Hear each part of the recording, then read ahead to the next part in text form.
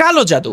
এছাড়া আমার কাছে আর কোনো ওয়ার্ড নাই গতকালকের বার্সেলোনা এবং রিয়াল সোসিয়েদাদের ম্যাচটাকে ডেসক্রাইব করার জন্য, কারণ আমি এছাড়া আর কোনো ওয়ার্ড পাচ্ছি না। 25টা শট, 9টা শট অন টার্গেট, 3-এর উপর এক্সজি, তারপরেও বার্সেলোনা রিয়াল সোসিয়েদাদের কাছে তাদের ঘরের মাঠে 2-1 গোলে হেরে আসছে। না হলে কেমনে ভাই? আমার কাছে মনে হয় যে রিয়াল সোসিয়েদাদের যে গোলকিপারটা আছে সে কিছু একটা করে আসছে, সে পুতুলে হয়তো পিঞ্চ মুঞ্চ মারে তারপরে আসছে, নাহলে যেমনে মারে তেমনে সেভ, তার থেকে সেভ না হলে গোল পোস্টে লাগতেছে। এক্স্যাক্টলি পুরো ম্যাচে এটাই হয়েছে। বাংলাদেশি বার্সেলোনা ফ্যান যারা আছে, মানে কুলার্স যারা আছে, তারা রাতে 4টা বাজে যখন এসব জিনিস দেখতেছে কি রকম ফ্রাস্ট্রেশন। আমি কালকে সারাদিন অনেক কাজ করছি এবং খেলাটা লিটারালি আমি এমনি এমনি দেখতেছিলাম, আমি বারবার ঘুমিয়ে পড়তেছিলাম, বাট দেন এগেন আমি আবার জাগতেছিলাম, কারণ এই ব্যাচের জন্য খেলাটা দেখতে হয়। এই ব্যাচ খেলা না দেখলে আমি রাতে ঠিক মতো ঘুমাইতে পারবো না, এই জন্য আমি খেলাটা দেখছি। বাট যখন আমি দেখলাম যে আমার টিম অনেক চেষ্টা করছে, বাট দেন এগেন আমরা জিতে নাই। Real Madrid is dealing with so much chaos, but তারপরেও আমরা তাদের থেকে মাত্র 1 পয়েন্টে আগে আছি, যেটা এনি ডে আবার হইতে পারে। যেসব বার্সেলোনা ফ্যান বা কুলার্সরা মনে করতেছিলেন যে আমরা ইজিলি এবছরের লা লিগাটা জিতে যাব, হোল্ড অন, রিয়াল মাদ্রিদ এখনো রেসে আছে। বার্সেলোনা রিয়াল মাদ্রিদের মতো টিমগুলোর একটা কোয়ালিটি হচ্ছে যতই কেওস থাকুক, যতই কিছু থাকুক, পয়েন্ট ড্রপ তারা খুব সহজে করে না। এবং যখন একটা দল অনেকগুলো পয়েন্ট ড্রপ করে অলরেডি আসছে, সেই জায়গাটাতে আমরা যদি লিড না ধরে রাখতে পারি, এটা টোটালি আমাদের ফল্ট। এই সিজনের লিগটা লিটারালি রিয়াল মাদ্রিদ আমাদেরকে গিফট করে দিছে, এখন যদি আমরা সেই লিগটারে না নিতে পারি, এটা টোটালি আমাদের ফল্ট। আমি একটা জিনিস বুঝে গেছি ভাই, গতকালকের ম্যাচ দেখে আমি একটা জিনিস বুঝে গেছি যে রাফিনা ছাড়া আমাদের কোনো অবলম্বন নাই। রাফিনা ছাড়া কোনো অবলম্বন নাই। চেলসি ম্যাচের সময় রাফিনা ছিল না, হারছি। রাফিনা আসছে, ম্যাচ জিততেছিলাম 10-11 ম্যাচ জিতছি। কালকে রাফিনা নাই, আবার হারছি। সো বুঝাই নিতে হবে যে আমাদের দলের মেইন ম্যান এখন রাফিনা, এবং এটা আমাদের জন্য ক্ষতিকারক, লিটারালি ক্ষতিকারক। কারণ এভাবে একজন মানুষের উপর আপনি ডিপেন্ডেন্ট থাকতে পারবেন না। আপনি সেটা হয় লামিন ইয়ামাল, হয় সেটা পেদ্রি, হয় সেটা রাফিনা, হয় সেটা লেভানডস্কি, কোনো প্লেয়ারের উপর যদি আপনি ডিপেন্ডেন্ট হয়ে পড়েন, দেন আমাদের জন্য বিপদ অনিবার্য, আমাদের জন্য বিপদ সামনে আসতেছে। সো আসেন আজকে আমরা একটু কথাবার্তা বলি যে লাস্ট ম্যাচ আমরা কেন হারছি, দেন অবশ্যই রেফারি নিয়ে কথা বলতে হবে, দেন লাস্টে হচ্ছে কিভাবে আমরা এই জিনিসটা নিয়ে আগাবো। সবার আগে ম্যাচে নিয়ে কথা বলি ভাই।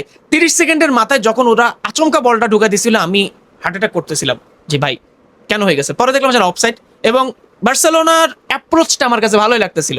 বারবার আমরা অ্যাটাক করতেছিলাম, বারবার আমরা অ্যাটাকে যাচ্ছিলাম, এবং আমি ধরে নিয়েছিলাম যে এনি টাইম গোল আসবে, এবং আসছে। 7 মিনিটের মাথায় ফার্মিন লোপেজ একটা অসাধারণ একটা গোল দিয়েছে, যেটার পর আমি ধরে নিয়েছিলাম যে আজকে আমরা হয়তো তাদেরকে হিউমিলেট করব। বাট তখন চলে আসে ড্যানি অলমোর একটা ফাউল।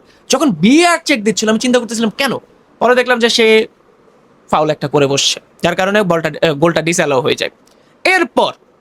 এরপর লামিন ইয়ামালের একটা গোল আসছিল, লামিন ইয়ামালের অফসাইডটা, এটা দেখার পর তো আমি লিটারালি তখন আমি বুঝে গেছিলাম যে আজকে আমরা শেষ, কারণ কোনোভাবেই লাক আমাদের পক্ষে কাজ করতেছে না। এবং লামিন ইয়ামালের যে অফসাইডটা দিছে, এটা নিয়ে আসলে কি বলবো, এরা হচ্ছে গত সিজনে মনে আছে আপনাদের যে পা একটারে এত বড় করে দেখাইছিল, ওইসব নিয়ে আসলে খুব একটা বলার কথা নাই। রেফারি নিয়ে আমরা পরে কথা বলবো। একদম ফার্স্ট হাফের লাস্টের দিকে এসে আমরা গোল খেয়ে বসি, যেটার পর আমি বুঝছিলাম যে ওকে, এবার হয়তো আমার টিম একটু কামব্যাক করার ট্রাই দিবে, এবং তারা ট্রাই করছে। বাট দেন এগেন কালকের ম্যাচটা আমাদের যে জিনিসটা ছিল, একটা কম্বিনেশন অফ ব্যাড লাক, প্লেয়ারদের পারফরমেন্স ড্রপ, প্লাস হচ্ছে রেফারি, এই তিনটার কম্বিনেশনে আমরা কালকের ম্যাচটা হারছি। কারণ বারবার যখন আমার প্লেয়াররা ফিনিশিং মিস করতেছে, বারবার যখন অপোনেন্ট গোলকিপার সেভ দিয়ে দিচ্ছে, বারবার যখন সে সেভ না দিতে পারলে গোল পোস্টে লাগতেছে, তখন আর আসলে কিছু বলার মানে বুঝার থাকে না। ও আসে না, কিছু কিছু দিন থাকে যখন আপনার টিম যতই চেষ্টা করুক আপনার দল জিতবে না, এবং এটাই আমাদের কালকে হয়েছে। লাস্টের দিকে এসে আমরা আবার গোল খাইছি, এবং মানে গোল করার প্রায় অল্প কয়েক মিনিটের ভিতর আমরা গিয়ে গোলটা খাইছি, ঠিক আছে। সো এটাই আমাদের সাথে হয়েছে টোটাল পুরা ম্যাচে। এখন আসি যে কেন আমরা ম্যাচটা হারছি। প্রথমত রাফিনা নাই, সহজ কথা, রাফিনা নাই দেখেই আমরা কিন্তু ম্যাচটা হারছি, যেটা আমাদের জন্য খুবই ভয়ানক একটা বিষয় ভাই। রাফিনা যেদিন থাকবে না সেদিন আমরা যদি ভাবে ম্যাচ হারি, তাহলে লামিন ইয়ামাল আমার কাছে ভালোই লাগছে, যে যাই বলুক আমি জানি না, বাট লামিন ইয়ামালের খেলা আমার কাছে ভালো লাগছে। বাট কালকে যতগুলো শট মানে যতগুলো সুযোগ ড্যানি অলমো পাইছে, ততগুলো যদি রাফিনা পাইতো, এটার থেকে 2-1 গোল তো আসতোই। এবং যখন ফার্স্ট হাফে আপনি লিডটা নিয়ে নেবেন তখন আপনার টিমের কনফিডেন্স ওইরকম ভাবে বুস্ট আপ থাকে, যেটা আমরা কালকে মিস করছি, দেখেই আমরা হারছি। এবার আসি বার্সেলোনার ডিফেন্স। আজকে আমি বলে দিচ্ছি, যদি আমাদের ডিফেন্স এভাবে খেলে আমরা কোনো ট্রফি জিতবো না, কোনো ট্রফি। একটা সুপার কোপা জিতছে সেটা বাদ, আমি সামনের গুলোর কথা বলতেছি, যে এভাবে যদি আমাদের ডিফেন্স খেলে আমরা কোনো ট্রফি জিতবো না। ভাই লিটারালি ক্লুলেস ডিফেন্স আমি দেখতেছি, একটা মিডিওকার একটা ডিফেন্স দেখতেছি, যে ডিফেন্স দিয়ে আপনি ইউসিএল এর স্বপ্ন জীবনও রাখতে পারবেন না। এটা আমি সিজনের শুরুতেই বলছি যে আমি এই ডিফেন্স নিয়ে অন্তত আশা করতেছি না যে বার্সেলোনা এই সিজনের ইউসিএল এ জিতবে। জিতা তো দূরে থাক, আমি সেমিফাইনালটাও ধরতে পারতেছি না। কারণ যেভাবে আমাদের টিমটা খেলতেছে, রিয়াল সোসিয়েদাদের এগেনস্টে যেভাবে আমরা স্ট্রাগল করছি, এবং রিসেন্টলি কয়েকটা ম্যাচে স্পানিওলের এগেনস্টে যেভাবে আমরা স্ট্রাগল করছি, সামনে যদি আমাদের সামনে যদি বায়ান বা অন্যান্য পেসি কোনো টিম পড়ে, আমরা শেষ। এক রিয়াল মাদ্রিদরা হারায় যদি আমরা চিন্তা করি যে এবার আমরা ইউসিএল জিতে যাব, তাহলে আমরা ডিলেমার মধ্যে আছি, আমরা ডেলুলো হয়ে আছি। এছাড়া আমার কাছে আর কিছু বলার নেই। ডিফেন্সে যাও ক্যান্সেলও কালকে তার আবার রিডেবিউ হয়ে গেছে বার্সেলোনা টিমের হয়ে, বাট কি করার, কুন্দে ভালো ফর্মে নেই। উইন্টারে আমরা কোনো ট্রান্সফার পাচ্ছি না, এটা আমি বুঝে গেছি যে আমাদের কোনো সেন্টার ব্যাক আসবে না। সো এই সিজনে খুব একটা আশা রাখেন না, যদি লিগ জিতি এটা আমার কাছে অনেক মনে হবে। এবার আসি রেফারি নিয়ে কথাবার্তা। দেখেন আমি এমন একটা পার্সন যে রেফারি নিয়ে খুব একটা ক্যাচাল করতে পছন্দ করি না, কারণ এটা আমি মেনে নিছি যে বার্সেলোনা যখনই খেলবে তখন তারা রেফারির এগেনস্টেই খেলবে, রেফারির এগেনস্টেই খেলবে, এবং এই জিনিসটা কিন্তু ফ্লিকও মেনে নেয়। এই কারণে সে কোনোদিন এক্সকিউজ দেয় না। আপনি যে দলেরই ফ্যান হন না কেন, আপনি এটা কখনো বলতে পারবেন না যে ফ্লিক কখনো ফেক এক্সকিউজ বা কোনো প্রকার এক্সকিউজ সে দিছে। ম্যাচ হারলে সে বলে যে এটা আমার দোষ, আমার টিমের দোষ। ম্যাচ জিতলে বলে এটা আমার টিমের অর্জন, আমার অর্জন, এভাবে সে চালায়। বাট যেদিন আপনি দেখবেন যে ফ্লিকের মতো একজন কোচ এসে আপনার রেফারি নিয়ে কথা বলতেছে, সেদিন আপনি বুঝে নিতে হবে যে আপনি ওই লেভেলের ডেসপিকেবল মাদারবোর্ড। আপনি ওই লেভেলের ডেসপিকেবল মাদারবোর্ড না হলে হ্যান্সি ফ্লিকের মতো কোচ আপনারা নিয়ে জীবনও কথা বলবে না।